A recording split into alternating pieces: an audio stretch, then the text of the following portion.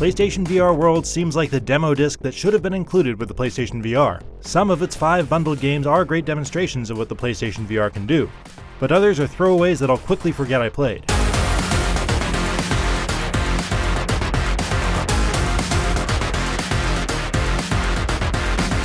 The star of the show is the London Heist. Aside from a brief puzzle scene in which you open a safe to steal a diamond, it's little more than a shooting gallery, but it's dressed up with impressive cinematic monologues from a pair of highly detailed gangster characters. As they argue in posture, they're well acted and their animation is top-notch. Right, okay, what are we talking about? Shooting is simple, but the experience of firing a virtual gun with a Move controller is still a great novelty, and reloading by popping clips into your gun with the other hand is satisfying.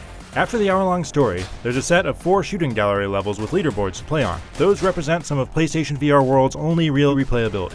Scavengers Odyssey is a short and linear first-person shooter where you use the DualShock 4 to pilot a mech suit through a story of uninteresting sci-fi mysticism. Enemy variety is weak and there are only 2 weapons, so combat is bland.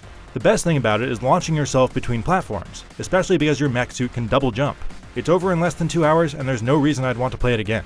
Danger Ball is basically first-person Pong for the VR era, and controlling your paddle by looking where you want it to go works great. The different opponents do shake things up with unique powers, but without a multiplayer option, this one will be short-lived. VR Luge is about as simple and arcadey as you can get, to the point where head-on collisions with trucks barely slow you down. There's some scenery and spectacle, but not much gameplay variety. You're just dodging left and right with your head.